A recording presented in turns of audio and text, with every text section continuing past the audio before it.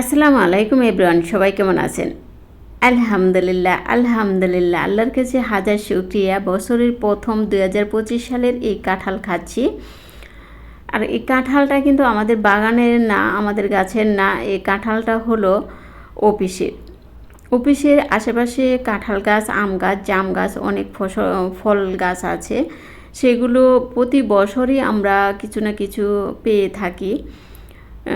স্টাফরা পেরে এটাকে বাগ করে দেয়। তো আমাদের বাগে এবার একটা কাঁঠাল, একটা আম, আর আমটা অনেক সুন্দর, আমটাও শেয়ার করব।